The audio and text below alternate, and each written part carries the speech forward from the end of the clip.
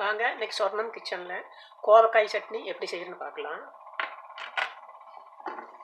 பொரியல் சாம்பார் வச்சுருக்கோம். இப்போ சட்னி எப்படி செய்யணும்னு பார்க்கலாம்.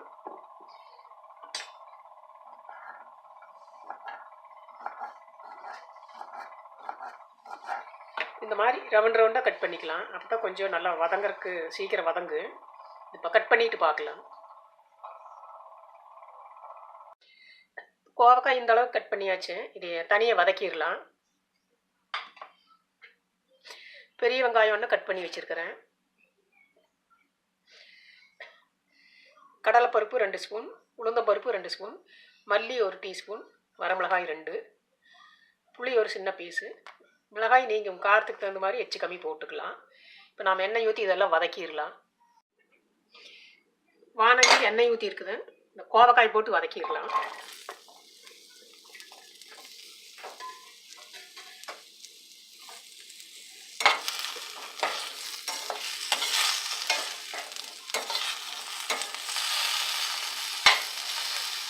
இது கொஞ்ச நேரம் அப்படியே வதங்கிட்டேன். இப்போ நம்ம இந்த பருப்பு வெங்காயமெல்லாம் வதக்கிடலாம். இதுக்கு தேவையான அளவு எண்ணெய் ஊற்றிக்கலாம்.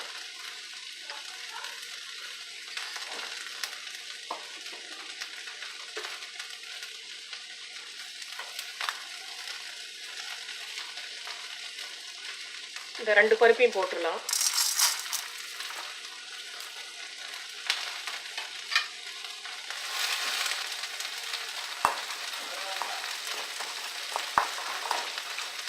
பருப்பு கொஞ்சம் செவந்த பிறகு நம்ம மல்லி போட்டுக்கலாம்.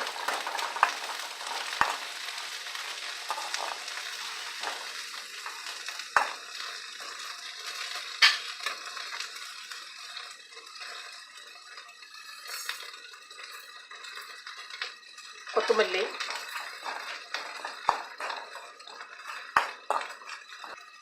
இப்போ வெங்காயம் போட்டுடலாம்.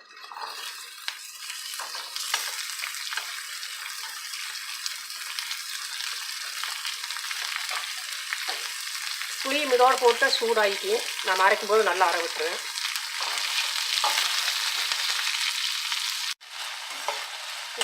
கோவக்காய் நல்லா வதங்கணும். கொஞ்சம் இப்படி மூடிடலாம். இந்த ஸ்டீம்லேயே கொஞ்சம் வேகட்டும். கோவக்காய் நல்லா வதங்கிடுது.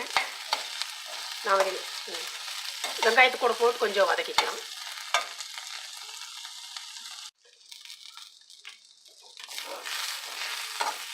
வெங்காயம் நல்லா வதங்கிடுது.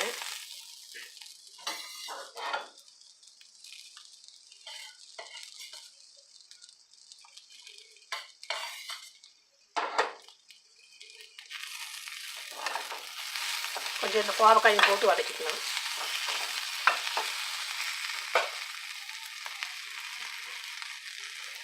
தேங்காய் 2 ஸ்பூன்,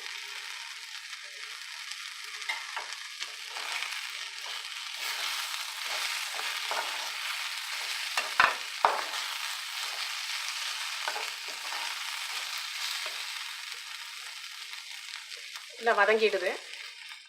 ஆற வச்சு உப்பு போட்டு அரைச்சி எடுத்துக்கலாம்.